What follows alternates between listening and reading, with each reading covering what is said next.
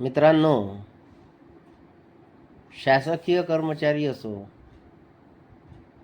निमशासकीय कर्मचारी असो, शिक्षक असो की शिक्षकेतर कर्मचारी असो, यांच्या वेतनाची पद्धत अगोदर ऑफलाईन होती. परंतु अलीकडच्या काळामध्ये ही वेतनाची पद्धत ऑनलाईन करण्यात आलेली आहे. त्याकरता वेगवेगळ्या सिस्टीम्स तयार करण्यात आलेल्या आहेत. तर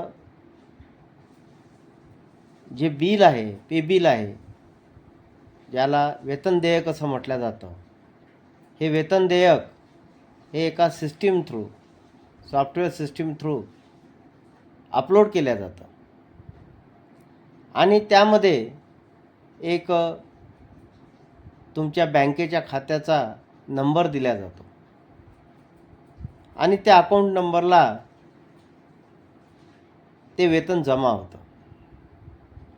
परंतु अलीकडे काही प्रकरणांमध्ये असं लक्षात आलेलं आहे की एकच कर्मचारी 2 ठिकाणी वेतन उचलत आहे.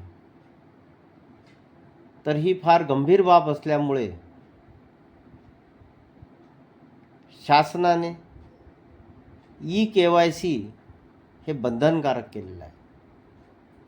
आता ई-KYC म्हणजे नेमकं काय? तर त्या ऑनलाईन सिस्टीममध्ये, म्हणजे पेमेंटची जी ऑनलाईन सिस्टीम आहे, त्या ऑनलाईन सिस्टीममध्ये जो बँकेचा अकाउंट नंबर दिलेला आहे, खाते क्रमांक दिलेला आहे, तर त्या खाते क्रमांकाला पॅन कार्ड आणि आधार कार्ड हे लिंक असलं पाहिजे.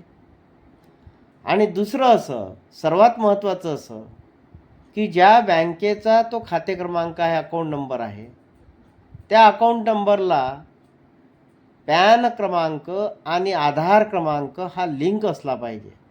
अशा प्रकारे बँकेमध्ये जे तुमचं खातं आहे, त्या खात्याला सुद्धा, त्या अकाउंट नंबरला सुद्धा पॅन कार्ड आणि आधार कार्ड हे लिंक असलं पाहिजे. त्याचप्रमाणे जो खाते क्रमांक आपण आपल्या ऑनलाईन पोर्टलला देत आहोत, तर तिथे सुद्धा तुमचं पॅन कार्ड आणि आधार कार्ड लिंक असलं पाहिजे. अशा प्रकारची जी व्यवस्था आहे त्यालाच ई-KYC असे म्हटल्या जाते आणि आता ते बंधनकारक केलेलं आहे की जेणेकरून एकाच व्यक्तीला दुबार पेमेंट होऊ नये.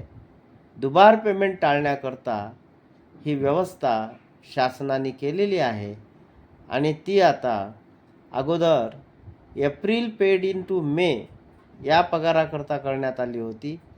परंतु आता सध्या संप सुरू असल्यामुळेच त्याला 1 महिन्याची मुदतवाढ दिलेली आहे आणि मे 2026चा जो पगार आहे, की जो जून 2026मध्ये देय होणार आहे, तर तेव्हा हे लिंकिंग असणं बंधनकारक आहे.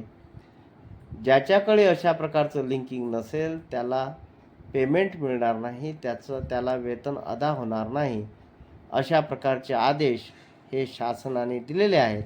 तेव्हा सर्व कर्मचाऱ्यांनी आपले खाते अपडेट करणे गरजेचे आहे. धन्यवाद.